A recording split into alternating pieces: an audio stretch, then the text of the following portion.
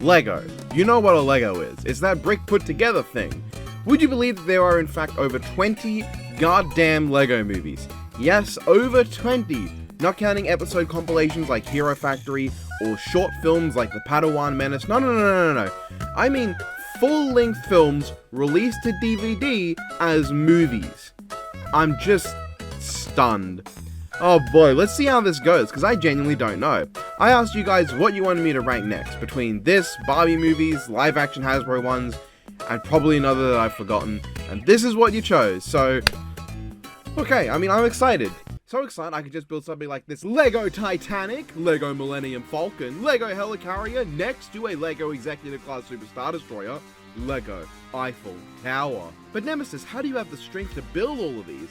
It's because I have G Fuel, this video's sponsor! It's your all-in-one plant-based energy formula! No carbs, no calories, no sugars, I don't like Lego bread, but full of energy! Are you tired? No! Then you...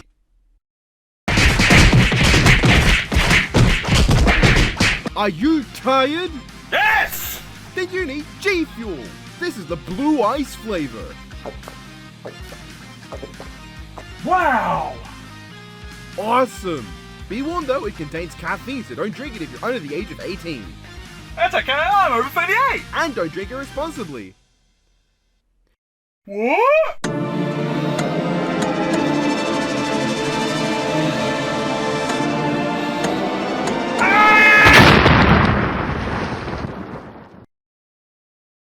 If you want to drink this energy formula, you can get it in cans or tubs in over 50 flavors by going to the link in the description and using code BLOODRIGHT for 20% off.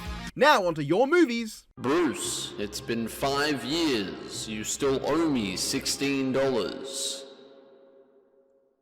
For 3 fucking rankings in a row, I've had to put up with a movie that's just a one-to-one adaptation of an existing property made by the same company. Now, is LEGO Batman Superheroes Unite as big a bastardization as Mewtwo Strikes Back Evolution, or attempting to hide it like Action Man 2 Robot Attack?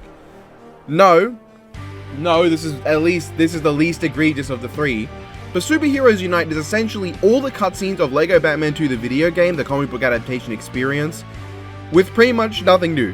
There is almost no substance between the cutscenes to bridge the gap, it just rapid fires through the story as directly as it can. And this should be a great example of how a direct one-to-one movie adaptation of a video game just does not work, because you get something that only really adds like 2 action scenes and otherwise has some kind of fucked pacing. But this is also far from the worst movie around. It's not even that bad. I'd say it's worth checking out if you're bored or if you're a fan of the LEGO Batman 2 storyline and don't want to boot up the game to replay it, but you should do that anyway. But it's still here because it's just a movie of something you can already experience in a better way. But at least unlike the other 2 bottom ranks of the previous rankings, this one's fine.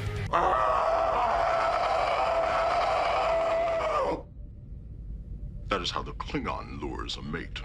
I've said before that the 4th Bionicle film, The Legend Reborn, is not a bad movie. It's in some ways the best Bionicle movie. It has a solid cohesive plot that goes from point A to point B to point C at a decent pace, with some attempts at character development, as well as having Mr. Worf himself as God.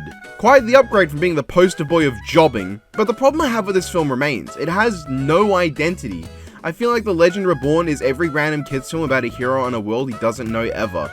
There's no pizzazz, it has no riz. Also, my favorite Glatorian design only exists as a weird bug monster. But like, I don't know, there's so little to say about this movie to me. It's so beholden to the toy designs, there's literally an Agori within this giant monster that appears, because that's how the toy is and they didn't modify the design for the film. The lessons learnt are sloppy, the delivery is sloppy, the movie is sloppy. It is competent at being a movie, but not competent at being Bionicle The Legend Reborn. If you know what I mean. When people say the movie of all time, this is what they're actually referring to. I feel so fundamentally nothing towards this overall, and that's pretty sad. Maybe if it got some sequels, I'd be able to say it's a good setup to a payoff, but that never happened. I, Merrick Ishtar, am a knobhead. I command you to stop agreeing with me! I really don't want to look like that kind of internet user who sees something that's very obviously made for girls and then shits on it because it's not cool and badass like what's made for boys. But with that said, LEGO DC Superhero Girls Brain Drain fucking whatever is so frustrating a movie.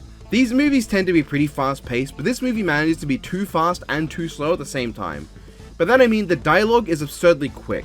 There's almost no space between every line of dialogue, and all the lines of dialogue have the same pace to how they read out. It's hard to explain, but these movies don't usually feel like one singular massive run-on sentence. Due to this pacing issue with the dialogue, there are tons of jokes that are pretty funny in concept but don't land. In fact, the ratio of jokes that land to jokes that should but don't is like 1 to 5. It's absurd.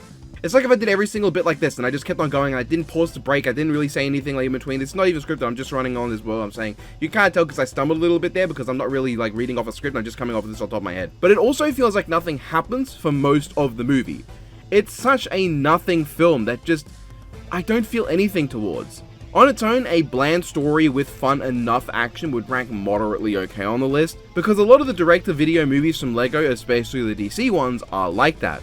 But they also have either, good comedy or comedy I didn't laugh at, but I recognize, hey, that was a decently, competently, delivered joke. But this movie's non-stop Gatling gun dialogue meant there was rarely any breathing room. It also doesn't feel much like a LEGO film, but none of the movies directed to girls do for some reason. I will at least give it that I like Supergirl, which isn't making up for how obnoxious Flash is, and Harley just being screams every line of dialogue Harley from the modern day. Boo! Haunted house! I don't talk about it much, but I am a fan of Scooby Doo, to a point. I enjoy some of the old cartoons, so I'm not crazy about them, and I've not kept up with almost anything past the original show. Still, I expected LEGO Scoobert Haunted Hollywood to be classic Scooby Doo stuff. Some monster chasing slapstick comedy, a simple and dumbed down but still fun mystery, and fun character moments that play into the gimmicks of the cast. Instead, I got a movie that, while having its moments and also a base pumpkin-headed man as a villain, just awesome, doesn't have anything I want in Scooby Doo. Most of the movie is devoted to just Fred making a film and the drama that ensues because of it. Daphne is more obnoxious than I'd like, and Scooby and Shaggy really don't do much. It also unintentionally gives off the message that feeding into your friends' addictions to make them endanger themselves for you is bad. Instead, you should convince them that they do not need to be coerced and should instead put themselves into danger for you at no benefit whatsoever of their own, and then at the end hop back onto their addiction anyway. Obviously, I'm reading too far into a pointless storyline that shows up 4 times in the movie, but what else am I gonna do? This movie's boring. It's not inherently awful, it has its moments. I like the ending and how it wrapped up, and I was admittedly satisfied to pick up on all the clues spread throughout the movie that come around. It was an obvious reveal and unsurprising twist, but I picked up on the intentional clues left for me to pick up, so I can't blame the movie. It's meant for little babies after all, and if you dropped a fucking brain twister on them, that'd be stupid. But I don't know. I wouldn't rewatch this one, I'd rewatch any of the other animated Scooby Doo films. What do you think? A spaceship is just gonna appear out of the blue? Are you kidding me? LEGO DC Superheroes Cosmic Clash is a movie where nothing happens. Compared to its predecessor films, which were incredibly middling but at least fun and concise, this is a movie that's fun enough, but also kind of just there. The story amounts to Brainiac shows up, goes away, comes back, sends 3 people back in time, and then just isn't in the rest of the movie while Batman saves those 3 and then everyone comes together to beat him up. It's a very basic plot and it just isn't very engaging. Compared to the previous 2 where things happen, this movie is just a whole bunch of stuff not happen. I don't find any of the worlds Batman goes to particularly interesting, I don't find the action particularly interesting, and the ending sucks. Now obviously I expected Batman's sacrifice to not mean anything. What, with him staying in the alternate future after saving everyone? See, I expected them to use Brainiac's time travel device to bring Batman back. What I did not expect was for Batman to just show back up and go, anyways, the others had a time travel device the whole time. And then for Cyborg to go, yeah, anyway, I got these super jets that I had the whole time. And then for Superman to go, yeah, anyway, we can fuse the middle of Voltron now. Why'd I make him Markiplier? Like, yeah, it's funny, it's entertaining enough, but it's not good. These movies and even the often attached games don't usually pull shit out of their asses this violently, but this movie is made of bullshit. I can say I enjoyed this take on Supergirl as an ultra-violent cheerleading dork, and Batman's little arc was fine, but overall I think it was a pretty weak outing. Excuse me? Did I just catch you disrespecting women? I was hoping that going into LEGO Friends Girls for Life, that I'd get the surprise top tier entry that Rainbow Rocks ended up being for the Hasbro ranking, placing it at the number 2 spot when I wasn't expecting it. Instead I got like a Friendship Games tier, completely middling experience, maybe even level the first Equestria Girls. Girls for Life is a movie that's fine. It has a story, it has fine enough plot points, the message is innately not bad, and one of the lead characters does indeed have purple hair, but I can't deny that I just wasn't engaged. I never felt like there was much agency, and I don't think the movie introduced me to these characters well. Maybe if I watched the accompanying shows I'd feel more positive, but I think Mia and Andrea, if those are even their names, were the only characters to leave much of an impact, and that amounted to Discount Equestria Girls Fluttershy and Discount Equestria Girls Rainbow Dash. The music wasn't very interesting, though I don't dislike the main song of the film, and the animation is visibly what it is. It's hard to even think of things to say. I was thoroughly checked out of this movie. At least it doesn't have any ridiculous arse pulls or contrived plot points, at least to the degree of some of the others, and it has an identity. Maybe I need to give this one another try, but it did nothing for me. The hierarchy of power in the DC universe is about to change. Shazam! Magic and Monsters was a pretty good film for a while. Shazam is fun as always. I really like takes on Billy that play into how he's an unnecessarily nice kid. English. I really like takes on Billy that play into how he's just an unnecessarily nice kid despite his circumstances. It was fun. I wasn't huge on how the Justice League were children for most of the movie. I knew it was just to advertise Mighty Micros, and I didn't need them to actually build the Mighty Micros vehicles. It was just weird how they never explained the child making gas, but it was okay. Then Black Adam is freed, and I love Black Adam. I even like him in this movie. Shame what happened a couple of years later. Everything goes downhill from here though, and not even because of Adam. Adam stomps the League, and there's a genuinely pretty dramatic scene where they're all forced to run away due to their weakened states as Adam stomps the Wizard Shazam. It's a great sequence, it perfectly sets him up as an unstoppable villain. Then the heroes decide that instead of trying to call other members of the Justice League, like, you know, the suspiciously absent Cyborg who has been in literally every single previous LEGO DC film as one of the main members of the League, or trying to figure out how to get back to normal, they just build tiny vehicles, then they effortlessly stomp Black Adam. Adam gets back up and tears their vehicles apart, and then he gets distracted by normal people throwing rocks. Then Shazam figures out magically he can make the heroes into more Shazams. This is like if the climax of the live action film never established the staff's role in the transformation, and also there was no staff there. Then they just effortlessly stomp Adam again. Then Shazam figures out he can just take Adam's power away from him because reasons, and that's it. That's how they finish the movie. What a lame way to end it. Everything leading up to this ranged from fine enough to actually pretty good with the scene in the Batcave between Billy and Bruce. That's a good moment. But beyond that, the annoyance of seeing this immature villain version of the League that got bitched out to show Shazam is super cool wasn't paid off by making it worth it with everyone teaming up. Look, there is one scene of Shazam teaming up with the proper Justice League as the Justice League. It happens at the start and never again. It's a huge letdown that's only saved by a handful of fun scenes. You are not you. You're me. It's quite amusing how a movie that announces itself as Bizarro League versus the Justice League just doesn't have any fighting between the Bizarro League and the Justice League. The movie is short, but it's fun enough. It has a good enough arc for Bizarro and Batman, all the heroes are likable, even Guy Gardner for once, and I think it's hilarious how everyone in this movie is so goofy except for Darkseid. I don't really like Desaad, who talked a lot more than Darkseid, unfortunately, but I like Darkseid. The action was fun, the story was fun, it's only 40 minutes, so it's pretty unremarkable in a lot of ways, but for what it was, I can't say I didn't enjoy it. I honestly just like seeing a version of Bizarro that played into the tragic hero elements of his comic book self. And seeing Superman realize that he should have given Bizarro more of a chance was kinda nice, even if Bizarro definitely deserved what he got, but that's not important. I also think Batman's just unnecessary suspicion over Superman makes it some fun enough scenes. It's definitely not a crazy good movie, but I'd say it's a pretty fun time. Fastest man alive, what a fucking joke. The Lego Flash movie is one that I just don't know how to rank. On one hand, it's solid enough, it has an okay story, it has some base moments featuring Dr. Fate and Zatanna. But like on the other hand, it's just so there. Flash isn't used to his fullest as a protagonist in my opinion, and I didn't find any of the jokes that great. There were some bangers, like I love Aquaman's cameo, but most of them are just okay.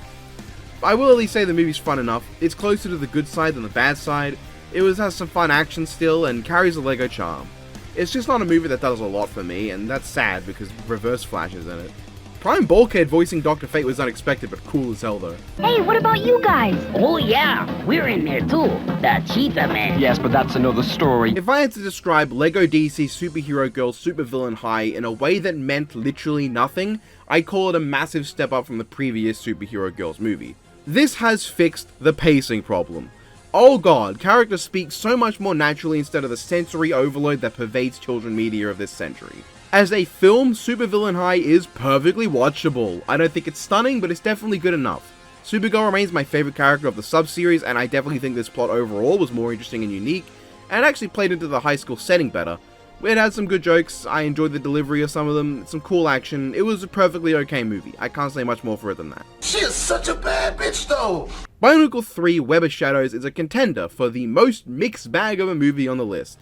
On one hand, it has some pretty massive problems. The entire character arc focuses on the wrong character. I think the choice of who gives in to their monstrous side and who snaps them out of it should have been reversed. The major character of Kitongu ends up doing nothing whatsoever beyond killing the less important and more non-threatening villain. The timeline of the film makes no sense and involves a ridiculous montage that skips over literally the most exciting parts of the narrative, and it's in many ways too dark for the demographic.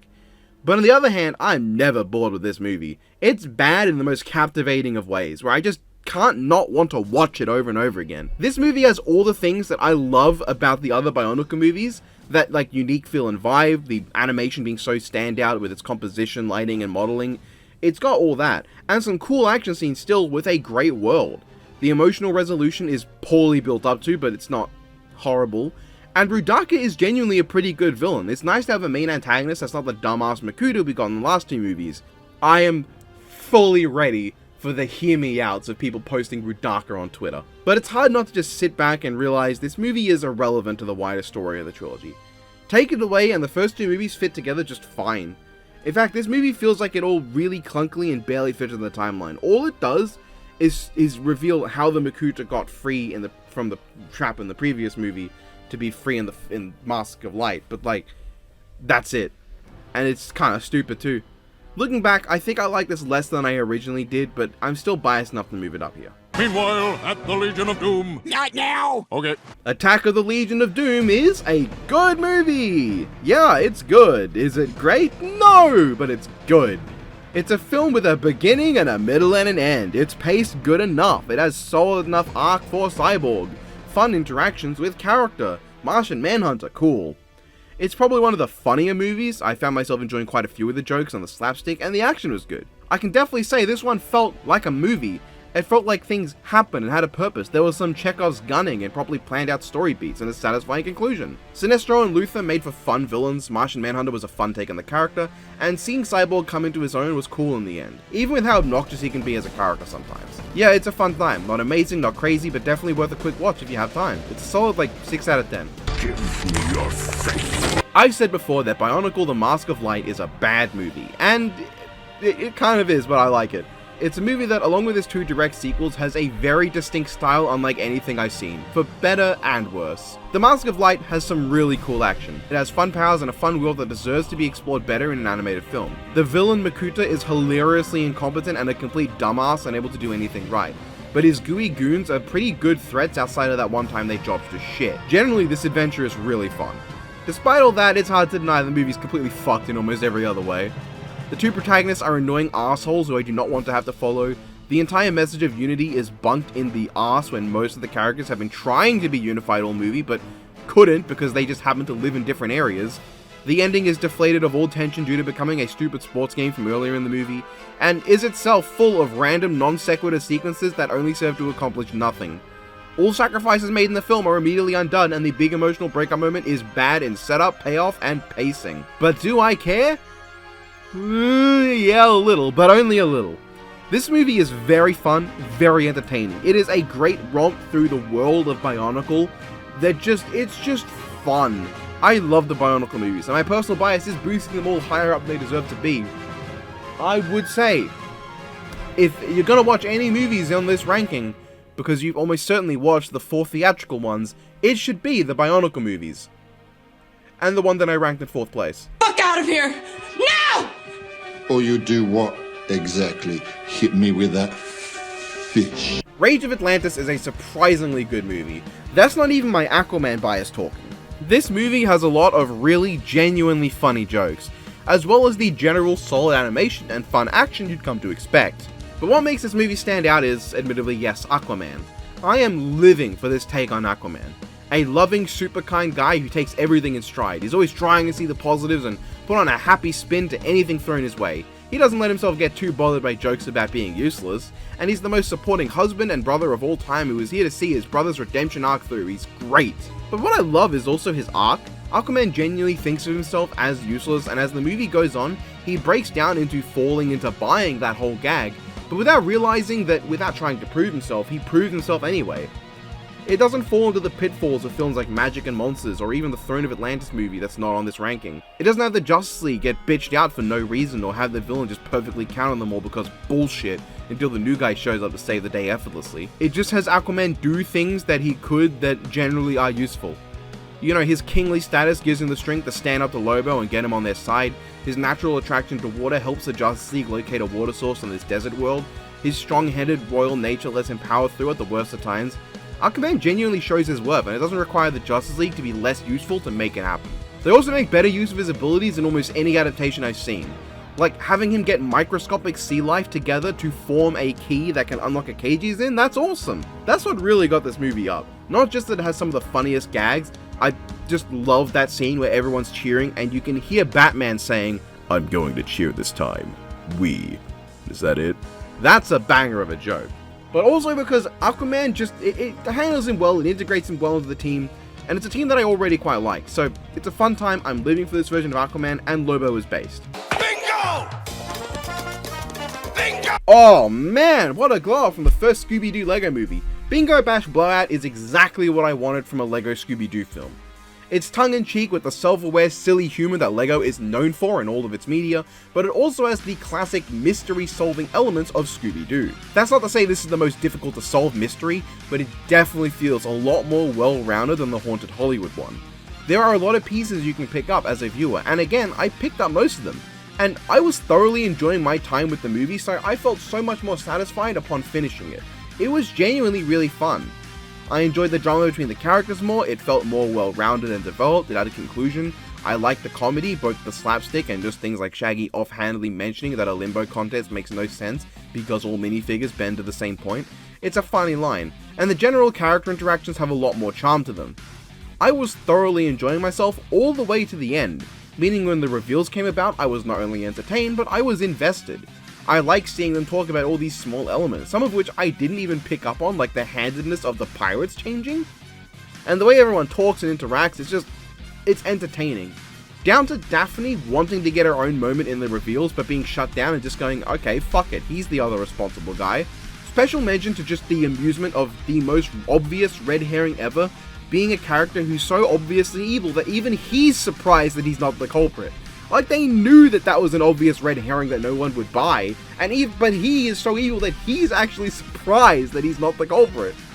This movie is really fun. If I had to recommend any of the Lego Scooby Doo films, of the two of them, it would have to be this one. This is exactly what I wanted. I don't have friends. I got family. Lego DC Superheroes Family Matters is a movie that tries to adapt Red Hood, and yet hilariously makes the emotional resolution all about Batman realizing that Bruce Wayne is an important part of his life and heroism. In fact, this movie is kind of the antithesis to all those Twitter posts that call Batman a capitalist who beats up mentally ill poor people on the street. It highlights the value of Bruce Wayne and all he does to put his money into helping others. In that regard, this movie is really cool because it gives a window into one of the least explored parts of Batman's mythos, at least in his history of adaptations. So that's all really solid. Beyond that, it's like, okay, how often can I say, this DC film is fun, it has good action and good comedy? Because that's what a lot of these just are. Family Matters just does it well. Red Hood in particular is quite entertaining, though I don't really like how his resolution amounts to, "You were mean to me! When I left you because you turned off my game before I could spend my V-Bucks in Fortnite, you didn't look for me." Yes I did. Look, idiot. Oh. Now turn off the bombs. Oh, they were fake the whole time. Oh, sick. And then Brother Ryan Two-Face just kind of becomes a villain suddenly. It's not horrible, but it's kind of jarring. Beyond that, like, yeah, it's a good, fun movie. I like Batman in these films. The development he has in this movie is good.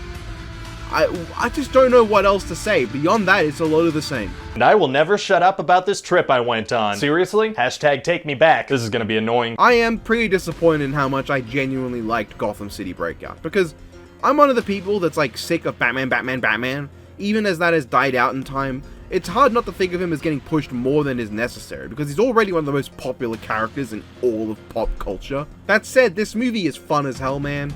And a lot of that is because Batman's storyline is genuinely really well done. I love this take on Batman. The comically serious Batman is one of the best kinds there is. The kind that says the silly stuff you'd expect in LEGO, but does it with a completely straight face. Alongside him, Batgirl and Nightwing are consistently extremely entertaining throughout the movie. Nightwing has some of the funniest lines in the film, and Batgirl is so lovably sweet. The movie is just about these three and it's great. It gets huge points in this ranking just for having a tightly written story with a proper emotional climax for one of its characters. Deathstroke was also cool. It reminds me that Deathstroke is actually awesome when he's not performing YouTube unfriendly acts with underage children. This is maybe the single funniest film that's not one of the dedicated theatrical LEGO movies too. It has some really funny lines that like feed into my brain rotten humor perfectly. I think where it falls flat a little is the subplot with Superman and Gotham. I just don't feel much for the whole Superman finds out the villains of Gotham are genuinely dangerous, because it doesn't feel like it makes sense. Like, he just never used his super speed, because if he did, he'd have no failure here. It's weird.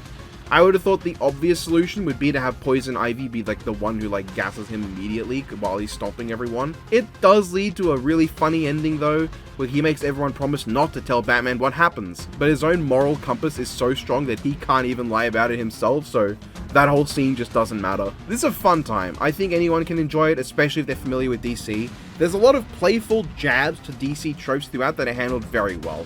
I love like when Commissioner Gordon turns around and Superman is still there, and he's like surprised because he's used to Batman vanishing in the middle of a sentence. Superman's just like, that would be kind of rude. Like, that's great, you know? I'd say just watch it, okay? It's great. Nunchuck fuck! The Lego Ninjago movie is probably the most overhated movie on this entire list. It's not that it's amazing or perfect, it's just that I don't think it's nearly as bad as a lot of people make it out to be. I say this as someone who is relatively familiar with Ninjago, but never fully dived into the cartoon, I will admit.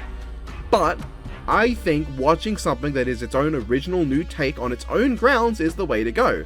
Otherwise, every comic book movie ever would be trash because almost none of them are accurate to the comics. Lego Ninjago movie does a lot right. Its animation is gorgeous, like all Lego films. The action is great and super well animated and choreographed. The voice acting is generally solid for all the characters, and the few jokes it does try to drop past the 40-minute mark are very solid. But yes, at a certain point, the movie really stops having the comedy aspect most people would be familiar with. It has its jokes, but there's a lot of just really serious moments and character scenes that I don't think the movie should be faulted for. At its core, the film is about Lloyd's relationship with his father and his ability to see his own value. I think those topics are handled well. I like Lloyd and his character, how he develops, having fun with his father. I genuinely like that after that experience, he tries to turn his dad around for the better. It's heartwarming. And how many people do you think have tweeted "Hear Me Out" with a picture of Lloyd's mom? Garmadon is an exceedingly fun villain. He might just be the single most fun villain in his own right on this ranking. It's hard to compare him with President Business and the Jonkler from the previous two Lego films, but Garmadon has this particular energy and presence that's more pronounced throughout the movie, along with a great performance, absolutely stellar character animation, and no limits to how fun he tends to be. He definitely has the most fleshed out arc of the villains, as he has one. His want to change but inability to and constant regression to what he's comfortable with would probably strike a lot more chords if he wasn't, you know, an asshole. Unfortunately, I really have to specify those two are the ones that are good, because almost every other major character has nothing going on. Master Wu is goated, but that's because Jackie Chan moment. But other than that, the ninjas in particular are barely characters. This isn't even me complaining about how they're different from pre-established lore.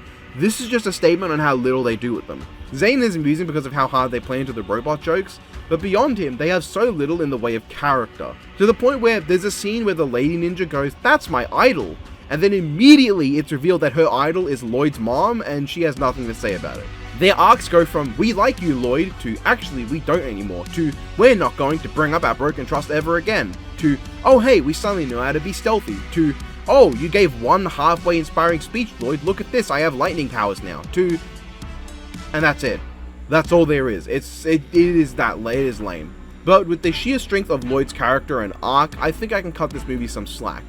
Unlike almost every movie prior to it, it actually has a central arc, it has a message, it has something to say. It puts in that work to be more than just a movie about Legos, and I respect that. The Lego Ninjago movie does a lot right. If the other ninjas got a lot more development, or even just better defined personalities, I might have pushed it up higher. But as it stands, it has to settle for just barely missing out on the top 5.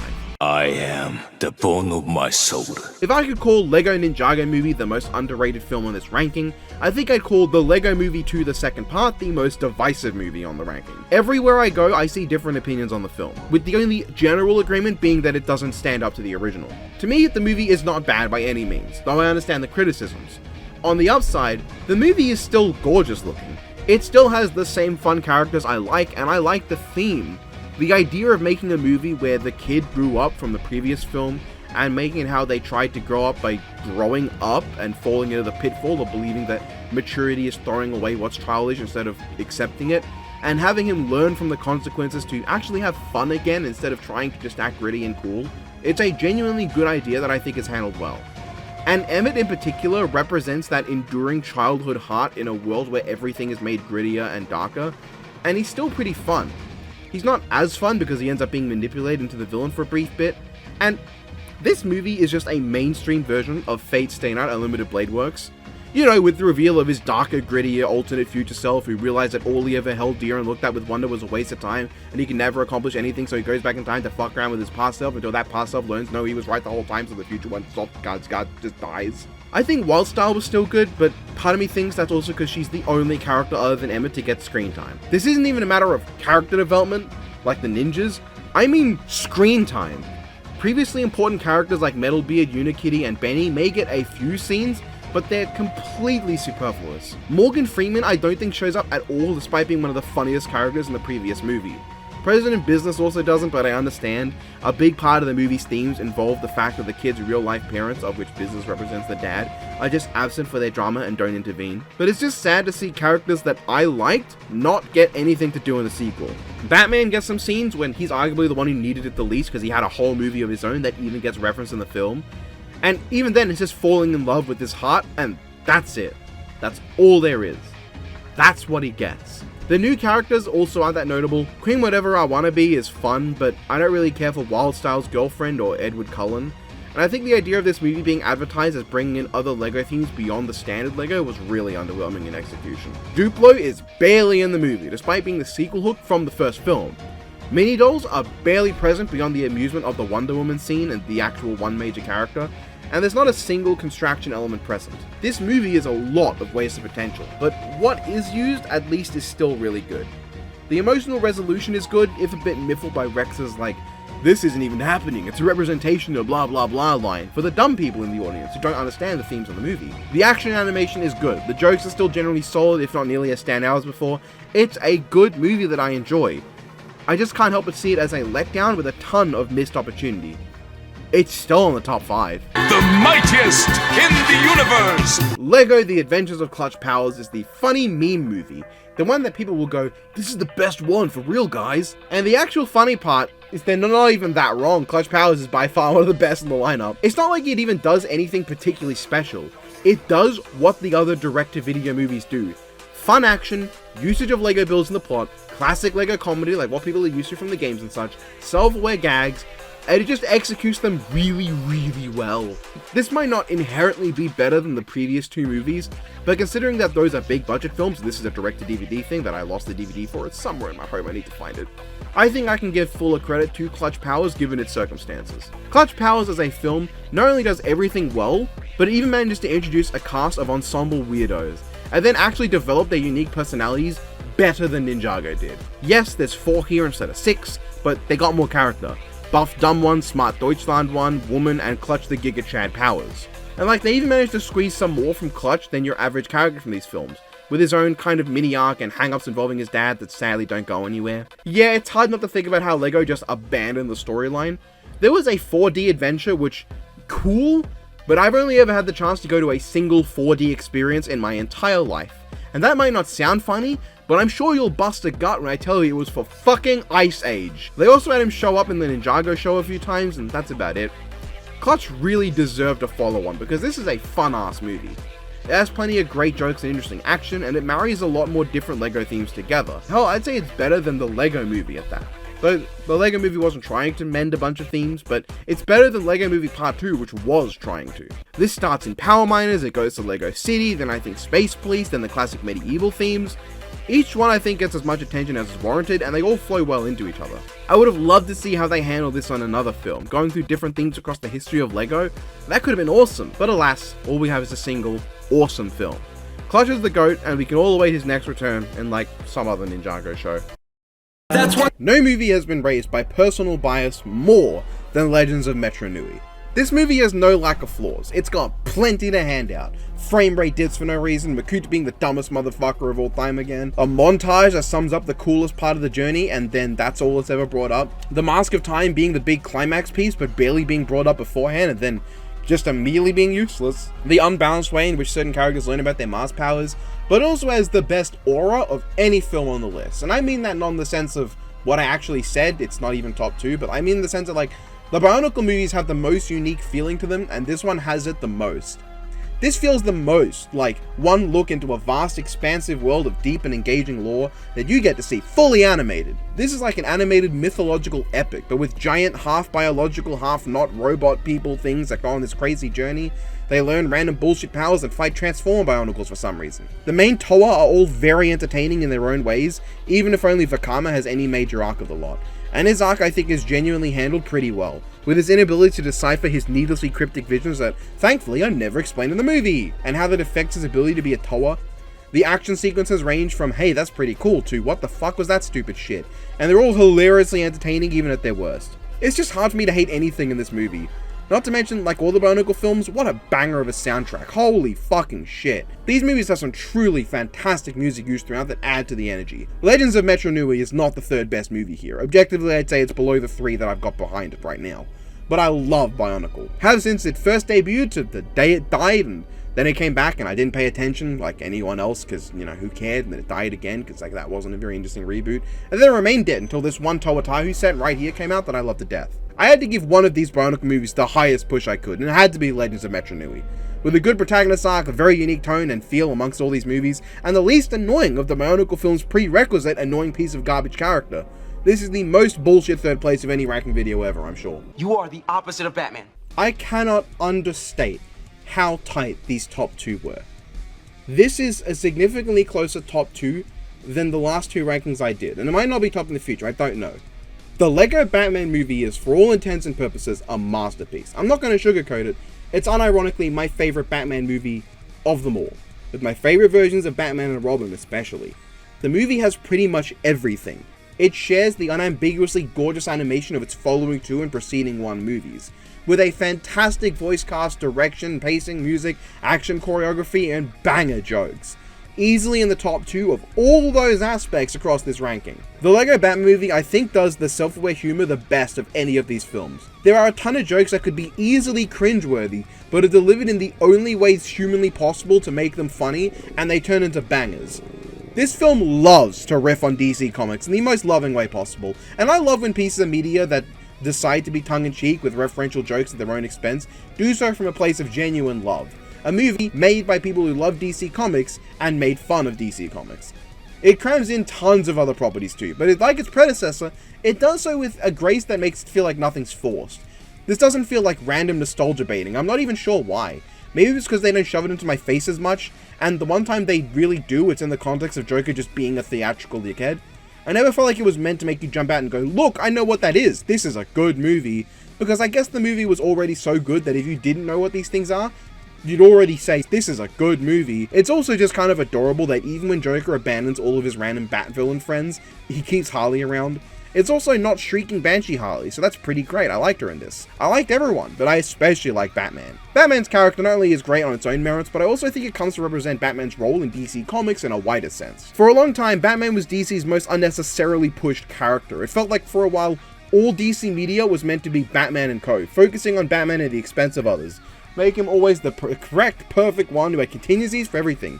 A flawless, unfathomably inhuman superhero that despite having no powers could defeat any character with his incomprehensible technological accomplishments and ability to plan for things he couldn't know about.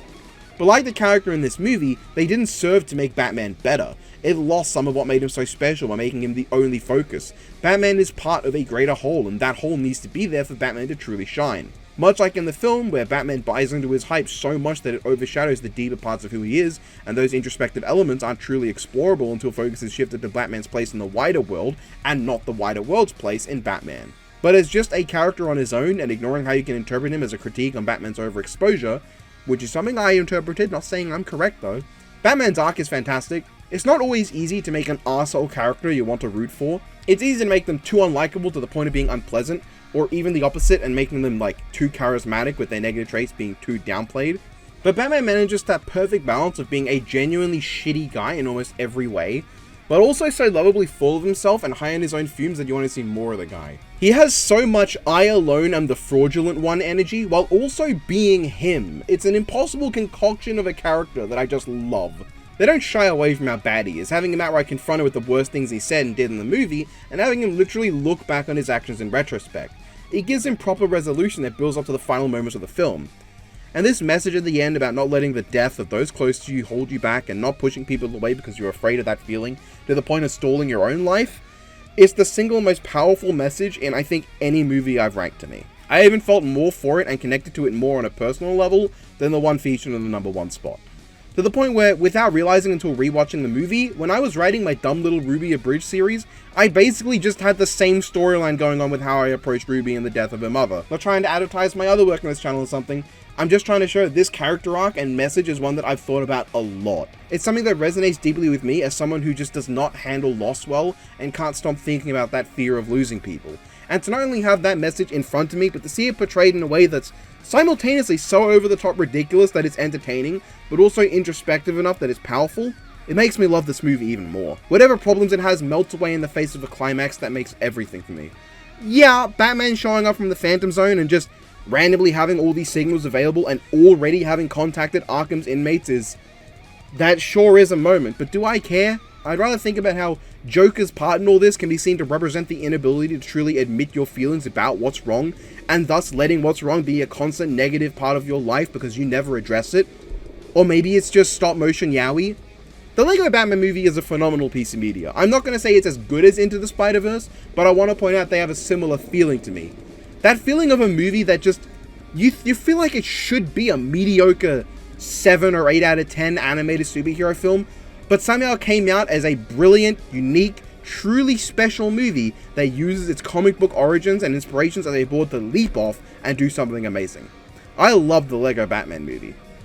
Which says a lot that it's only #2. The power of the Dragon Scroll is mine. It's nothing. I really wish this wasn't so obvious. This was never a question of which Lego film will rank at the top, but more so, what's going to rank at #3 and below. I was hoping there'd be some wild card like with the other two, where like something in the top 2 was not what I expected, either because I didn't think it'd be that good or because I didn't think it'd beat out something else I already knew I loved.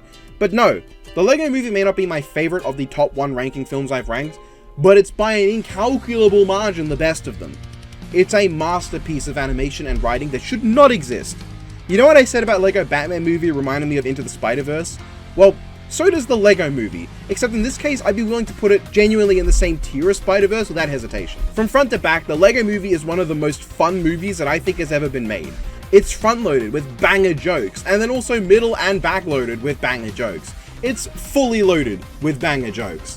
Not only is the writing fantastic, but the delivery of every joke is perfect, as is the editing, the pacing, and the animation.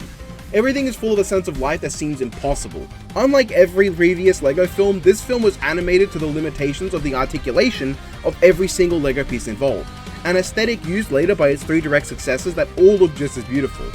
But even those other films have a lot of environments that don't feel like they're wholly made of Lego. The Lego Movie is the one that feels the most like the Lego Movie. There's almost nothing that doesn't feel like it's made of Lego, except things that are intentionally like random household objects that Finn has put into the world.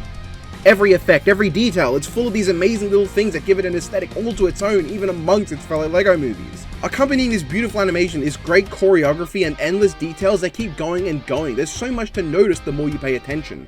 And the music is great, I don't know what to tell you. You can say this movie doesn't develop all of its characters, kind of like the Lego Ninjago movie, but to me I don't mind. They're all so distinct and have tons of personality that they might not have arcs, but they have payoffs to their jokes. Unikitty and Benny get a resolution to their running gags, Metalbeard and Batman are so entertaining to watch and full of character that who actually cares if they don't have arcs, and the main characters of Emmett and Wildstyle get enough to make up for it. Emmett in particular is only matched by Batman for the best character, not just protagonist, character in this entire ranking. There is no scene in any horror film, web series, analog, found footage, video game that fills me with more true cosmic dread Then Emmett watching all the people he thought were close to him just kind of admit openly with zero hesitation that they see him as the guy that's just sometimes there. The fear that everyone you know and love, everyone you care about and matters to you, might just see you as part of the background, a part of what defines the scenery and not the events. It's a really personal note to hit me on, and as time has gone on, it's become a bigger fear of mine, that I'm really not special to anybody that is special to me. Not to mention the quality of his arc in general, his realization that indeed, maybe he isn't the special, but in his attempts, his need to try, the fact that he is nothing special but still makes his effort, does make him special. Being special is not just a state of being, nobody's born exceptional, people become exceptional. And this ties into a different, entirely unrelated message that comes right at the end of the movie, and yet still manages to be really good somehow. Like the whole thing with Finn and his father, the ideas of freedom and playing with your toys no matter the age, the ability to be creative and not restrict yourself to the predetermined, the value of toys in general, it all works. It's truly just astounding how much of this movie is this movie.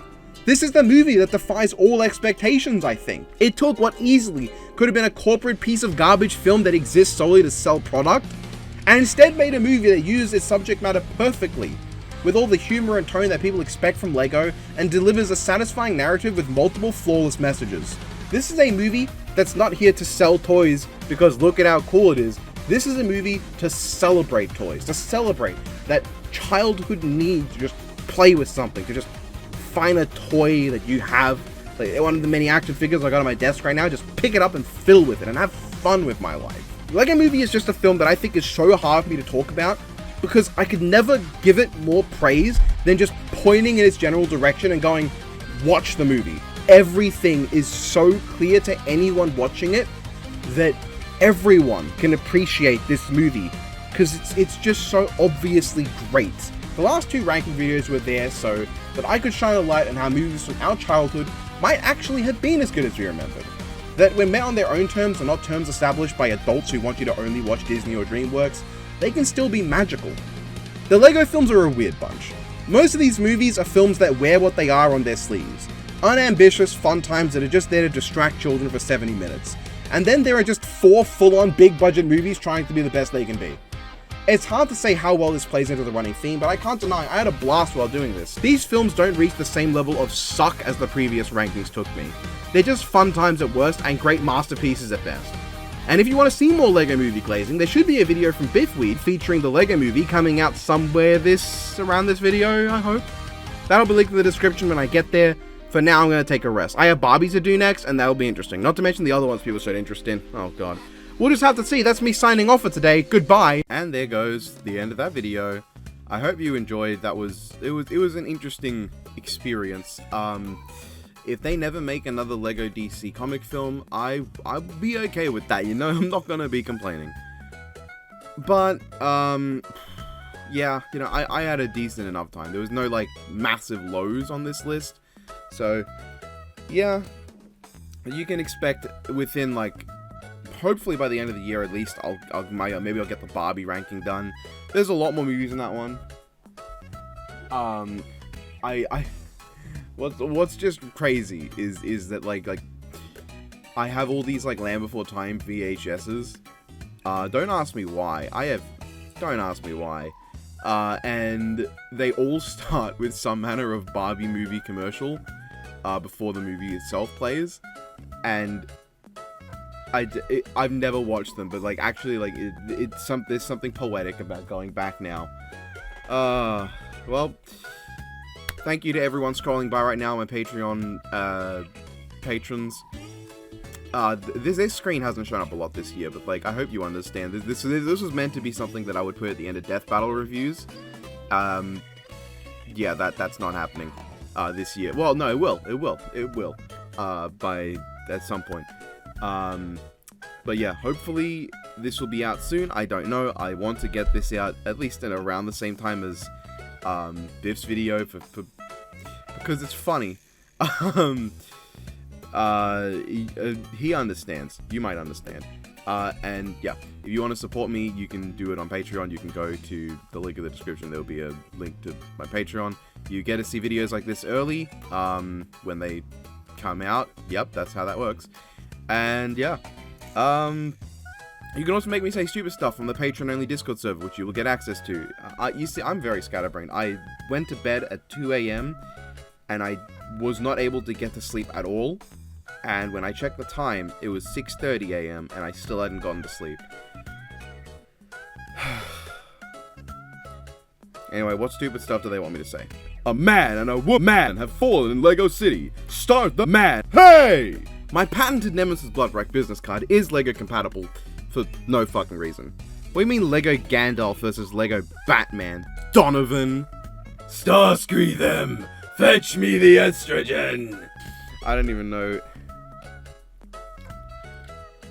LGBTQ plus rights. She coming on my rider till I henshin! Cyclone! Joker! You know what? Just for that, I'm gonna, just because I can.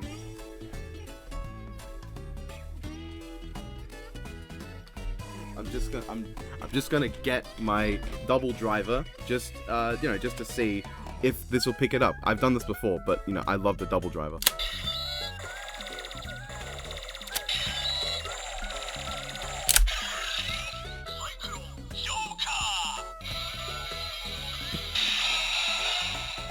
I love how the sound makes like my fucking avatar's mouth move. Oh man, the double driver is so cool. The lights in the middle, like seeing it in videos is cool, but like it's so much cooler in person. It's bright, it's vibrant, it's a loud fucking thing, and it feels good. But I don't want to leave the Gaia memories in there for too long, because from what I know, there is a problem where if you leave the Gaia memory in for too long, I think like it holds the button down for too long, and that causes problems in later. What's interesting is that I think for this release of the double driver, because this is the perfect selection one, they fixed they fixed an issue where well, not an issue at all because of the way it's meant to be, but they fixed the thing where if you put the gold memory in the silver slot and vice versa, in the original, because of the way it works, it would start playing the maximum drive, I think, sounds, instead of the Henshin ones. But whatever they did to the Gaia memories in this release fixed that problem. They didn't fix the problem where the trigger memory doesn't have the maximum drive sound in the memory itself, because the trigger magnum has the maximum drive sound in the magnum itself, so the actual Gaia memory just has like a clicky sound. So they didn't fix that issue. So when you put the trigger memory, which is released in this set, like with all main 6 memories, when you put that in the maximum drive slot, you don't care about this. You don't know what I'm talking about. But when you put that into the maximum drive slot, it just goes instead of making the crazy explosion sounds all the others do. I'm gonna put this bad boy away now. Happy early birthday for your niece. But by the time this comes out, it might be a happy late birthday, or if I'm lucky, it'll just be happy birthday for your niece. I'm gonna do something crazy. I'm gonna go grab a Lego brick. I'm surrounded by Legos. How hard can it be to find a classic 2x4 Lego brick? Hopefully you can hear me, so let's take apart this building. Okay. Found a 2x4. I'm gonna do something crazy. I'm just gonna step on a Lego brick. Ow. That's pretty unpleasant.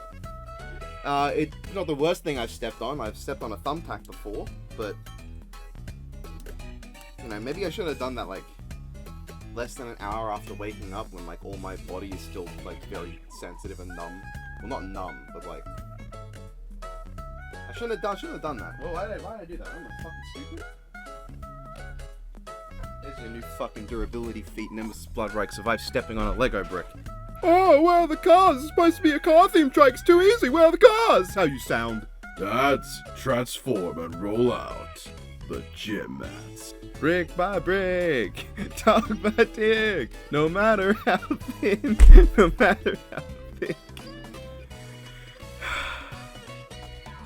Favorite song from Plants vs. Zombies? That is a fucking tough one. Jesus. Oh god, it's just like, it's like choosing between your favorite children, but like if they weren't yours. That makes no sense. I want to say Loon Boon, but there's no wrong choices, I think. Didn't they come up with a cure for your kind? You got a problem with mutants? I meant Canadians. Alright, well that was that. I guess maybe I should have just brought, yeah, like if you want to like ask me a question as well, you know. I don't really do Q&As anymore. If you ask me a question, you know, go to Patreon and ask me a question in the end of video quote thing anytime I add people for it. Or you can, you know, there is also an AMA like channel. You could also go there, I guess. But then you won't get your answer everywhere. So yeah, I hope you guys enjoyed the video, because I had fun making it, and I put a bit too much time into it considering I have a much bigger project I need to get done. Stay tuned for Halloween, motherfuckers. Have